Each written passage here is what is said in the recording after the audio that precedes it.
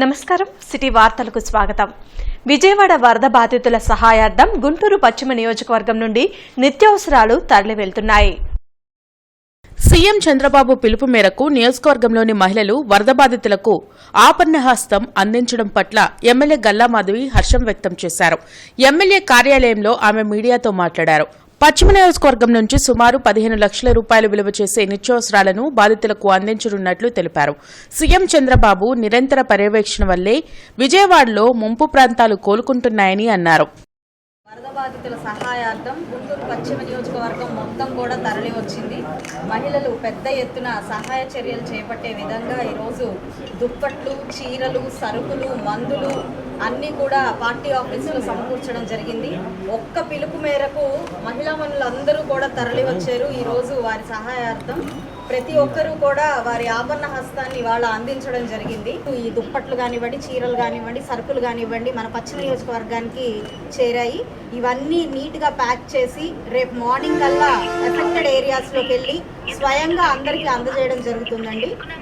ఇంతటి సహాయ సహకారాలు ఒక్క పిలుపు మేరకు వచ్చి ప్రతి ఒక్కరూ నా వెంట ఉన్నారు అని చూపించినందుకు నిజంగా పశ్చిమ నియోజకవర్గ ప్రజలందరికీ, అందులో ప్రత్యేకించి మహిళలందరికీ కృతజ్ఞత. విశాఖ ఉక్కు పరిశ్రమ ప్రైవేటీకరణను వ్యతిరేకిస్తూ నిరసనలు కొనసాగుతున్నాయి. ఇందులో భాగంగా శంకరవిలాస్ సెంటర్లో కార్మిక, రైతు సంఘాలు ఆందోళన నిర్వహించాయి. అన్ని రాజకీయ పార్టీలు విశాఖ ఉక్కు పరిశ్రమలను ప్రైవేటీకరించవద్దని కోరుతున్నా కేంద్రం మాత్రం వాటిని ఏమాత్రం లెక్క చేయడం లేదని కార్మిక సంఘ నేతలు విమర్శించారు. ఎంతో మంది ప్రాణత్యాగంతో ఏర్పాటైన విశాఖ స్టీల్ ప్లాంట్ ప్రైవేటీకరణకు ఒప్పుకునేదే లేదని స్పష్టం చేశారు. రైతు సంఘాలు కలిసి ఐక్యంగా రాష్ట్ర వ్యాప్త నిరసనలకి, రాష్ట్ర రోకలకి పిలుపునివ్వడం జరిగింది. దానిలో భాగంగా ఇక్కడ ఈ కార్యక్రమం జరుగుతూ ఉంది. గత అనేక మాసాలుగా ఈ ప్రైవేటీకరణ, విశాఖ ఫ్యాక్టరీ ప్రైవేటీకరణ నిలుపులేమని చెప్పి ఆందోళన చేస్తూ ఉన్నాయి కార్మిక సంఘాలు, రైతు సంఘాలు, రాజకీయ పార్టీలు. అన్ని రాజకీయ పార్టీలు విశాఖ ఫ్యాక్టరీని ప్రైవేటీకరణ చేయొద్దని చెప్తా ఉన్నాయి, తెలుగుదేశంతో సహా, జగన్ పార్టీ, వైసీపీతో సహా. కానీ ప్రతిపాదన మాత్రం ఉపసంహరించుకోవడానికి బీజేపీ, ఎన్డీఏ ప్రభుత్వం కేంద్రంలో అంగీకరించడం. ఒక మంత్రి వచ్చి ఇక్కడ ప్రైవేటీకరణ ప్రతిపాదనలు లేవని చెప్తారు, సాయంకాలానికి అదేమి లేదని చెప్పి దీని నుంచి ప్రకటన వస్తుంది. గుంటూరు పశ్చిమ నియోజకవర్గంలో వినాయక చవితి మహోత్సవాలు ఉత్సాహంగా కొనసాగుతున్నాయి. భారీ గణపయ్య విగ్రహాలకు భక్తులు ప్రత్యేక పూజలు నిర్వహించారు. సకల శుభాలు కలగాలని నిర్వాహకులు ఏకదంతుడిని వేడుకున్నారు.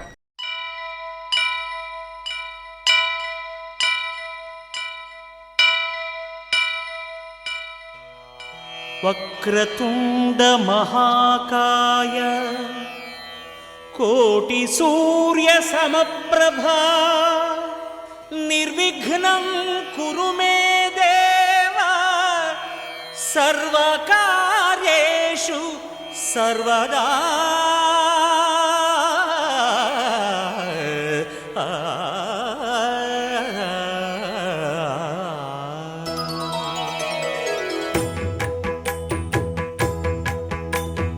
జయ జయ శుభకర వినాయక శ్రీకాణిపాకవర సిద్ధి వినాయక. జయ జయ శుభకర వినాయక శ్రీకాణిపాకవర సిద్ధి వినాయక.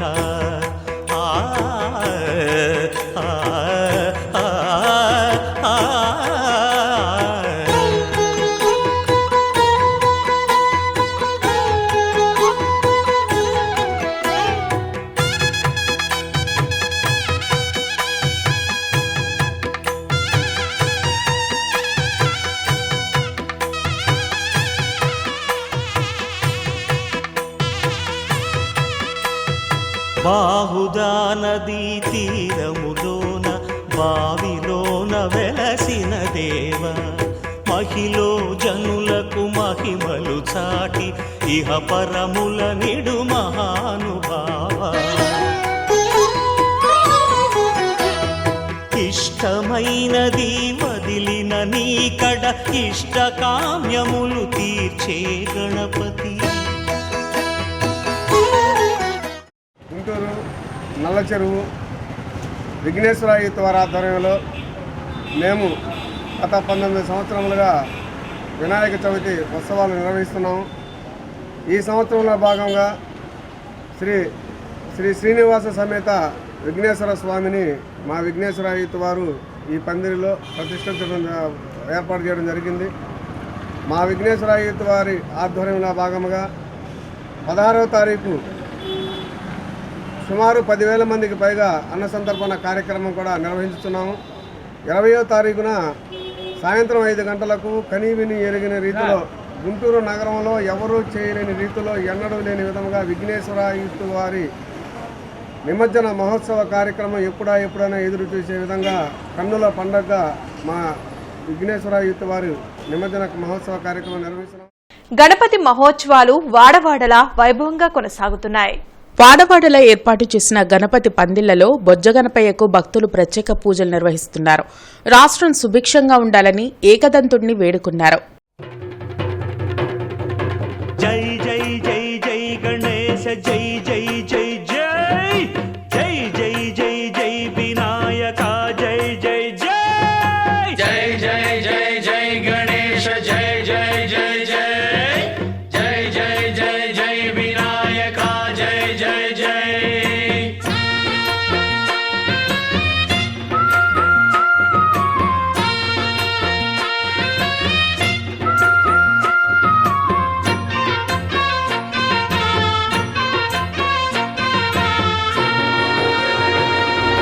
దండాలయ్య ఉండ్రాళ్ళయ్య దయ్యుంచయ్య దేవ నీ అండదండ ఉండాలయ్య చూపించయ్య ధ్రువ ఇంటి వంటలారగించి తొండమెత్తి దీవిల్. గత 13 సంవత్సరాలుగా అరండల్పేట 11 లైన్ 3వ రోడ్లో న్యూ వింగ్స్ ఫ్రెండ్ సర్కిల్ వారి ఆధ్వర్యంలో గణపతి మహోత్సవాలు అత్యంత వైభవంగా జరుగుతున్నవండి. అందులో భాగంగా 13వ సంవత్సరం 4వ రోజున ఈ రోజున స్వామివారి మండపంలో గొప్ప అన్నప్రసాదం జరుగుతున్నది. ప్రతి ఏటా ఈ యొక్క కార్యక్రమాన్ని వినాయక చవితి అనే కార్యక్రమాన్ని భక్తిగా కార్యక్రమాన్ని ఎంతో గొప్పగా భక్తితో చేస్తామండి. అరండల్పేట 11 లైన్ 3వ లైన్లో 3వ రోడ్లో.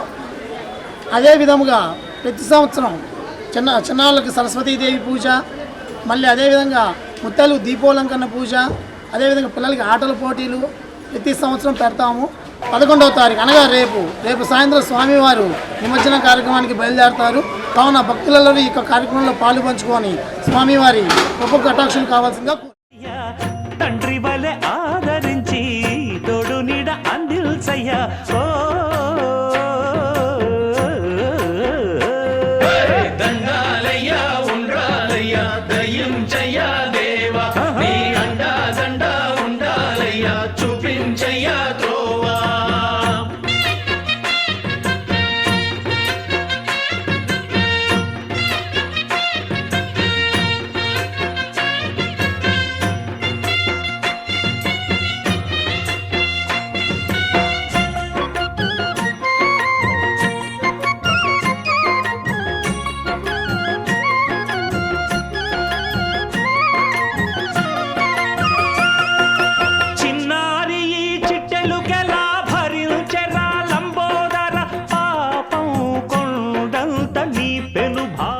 గత 5 సంవత్సరాలు ముగించుకొని 6వ సంవత్సరం అడుగుపెట్టాము. 15వ తారీఖు అన్నదాన కార్యక్రమం కలదు. 19వ తారీఖు స్వామివారికి గొప్ప నిమజ్జన కార్యక్రమం కలదు. కావున భక్తులందరూ చేసి ఈ యొక్క కార్యక్రమాన్ని జయప్రదం చేయవలసిందిగా కోరుకుంటున్నాం. ఇంట్లో గౌరవ పిత్ర ముచ్చమటలు కక్కిందిరా ముజ్జగములు తిప్పిందిరా ఓ జన్మధన్యం. చిన్నారి ఈ చిట్టెలుకెలా భరించెరా లంబోదర పాపం కొండంత నీ పెను భారం. ముచ్చమటలు కక్కిందిరా ముజ్జగములు తిప్పిందిరా ఓ జన్మధన్యం. అంబారిగా ఉండగల ఎంతటి వరం అంబాసుత ఎందరికి లభించురా. ఎలుకనెక్కే ఏనుగు కథ చిత్రం కదా. దండాలయ్యా ఉండ్రాలయ్యా దయ్యుంచయ్యా దేవా నీ అండా దండ ఉండాలయ్యా చూపించయ్యా త్రోవా.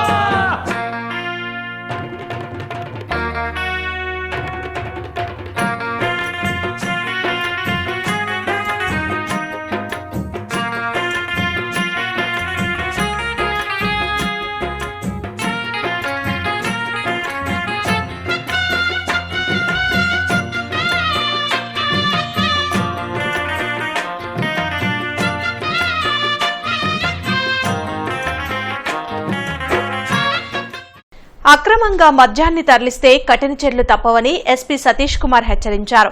గత కొంతకాలంగా అక్రమంగా తరలిస్తున్న మద్యం బాటిళ్లను ధ్వంసం చేశారు. ఏటుకూరు రోడ్డు వద్ద అక్రమ మద్యం బాటిల్స్ ను పోలీస్, ఎక్సైజ్ శాఖ అధికారులు ధ్వంసం చేశారు. ఎస్పీ సతీష్ కుమార్ పర్యవేక్షణలో సుమారు 24,000 బాటిల్స్ పైగా ధ్వంసం చేశారు. డ్యూటీ చెల్లించకుండా ఇతర రాష్ట్రాల నుండి మద్యం తరలించే వారిపై ప్రత్యేక దృష్టి పెట్టామని ఎస్పీ తెలిపారు. ఇప్పటి వరకు పట్టుకున్న మద్యం బాటిల్స్ ను ఉన్నతాధికారుల సూచనతో ధ్వంసం చేసినట్లు చెప్పారు. అక్రమంగా మద్యాన్ని తరలిస్తే కఠిన చర్యలు తప్పవని హెచ్చరించారు. ఇక ముందు కూడా మద్యం అక్రమ రవాణాపై ఉక్కుపాతం మోపుతామని ఎస్పీ సతీష్ కుమార్ స్పష్టం చేశారు.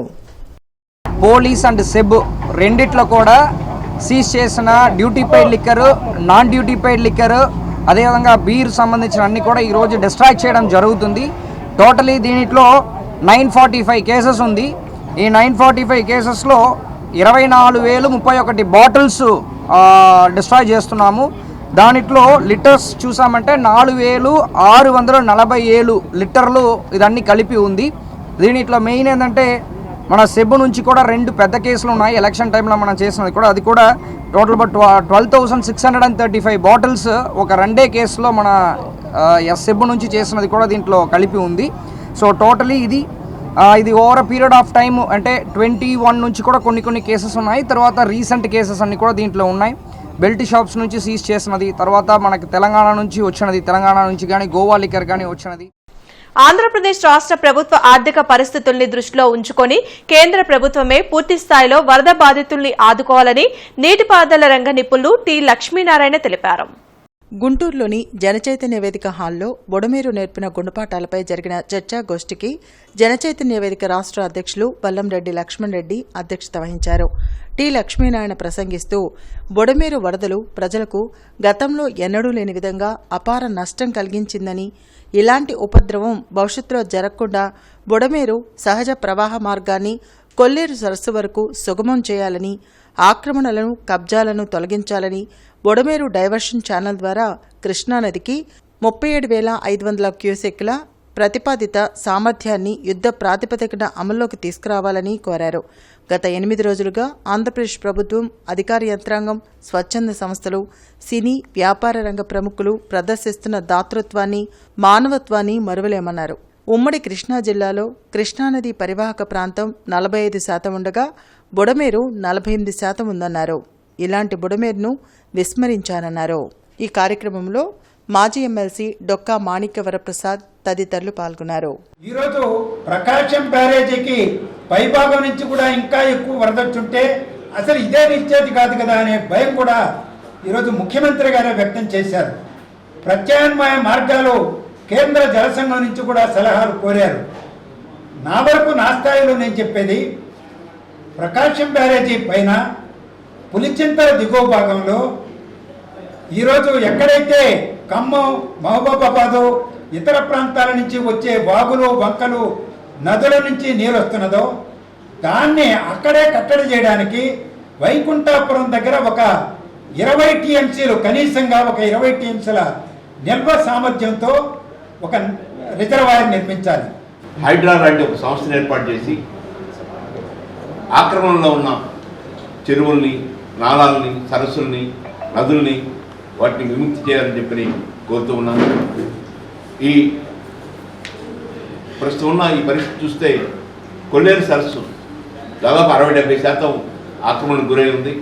ఆ ఆక్రమణను తొలగిస్తే ఈ బుడమేరు నుంచి నీరు సముద్రానికి వెళ్ళే అవకాశం ఉంటుంది. ఆ కృషి చేయాలని చెప్పి కోరుకుంటున్నాను. అక్కడ సింగనగర్ ఆ ప్రాంతాలన్నింటిలో కూడా చాలామంది యువత, చాలామంది యంగ్ పీపుల్ చాలా నష్టపోయారు, చాలా పనిదినాలు నష్టపోయారు, చాలా వాళ్ళకున్న ఎడ్యుకేషన్ అంతా డిస్టర్బ్ అయింది. కాబట్టి అనేక మంది సహాయ కార్యక్రమాలు చేయడానికి అనేక పారిశ్రామికవేత్తలు, పెద్ద పెద్ద సంస్థలతో ముందుకు వస్తూ ఉన్నారు. అక్కడున్న యువతకి స్కిల్ డెవలప్మెంట్ పెట్టి వెంటనే వాళ్ళందరికీ ఉద్యోగ భద్రత కల్పించే విధంగా ప్రాంతంలో ప్రత్యేక శ్రద్ధ తీసుకోవాలి. బుడమేరు ముంపులో గుణపాఠాలు నేర్చుకొని భవిష్యత్తులో అన్ని వాగులు, అన్ని వంకల్లో ఇలాంటి భవిష్యత్తులో జరిగినప్పుడు ఎలాంటి చర్యలు తీసుకోవాలి, ఇప్పుడే జాగ్రత్త పడితే మంచిది. ఈ వార్తలు ఇంతటితో సమాప్తం. నమస్కారం.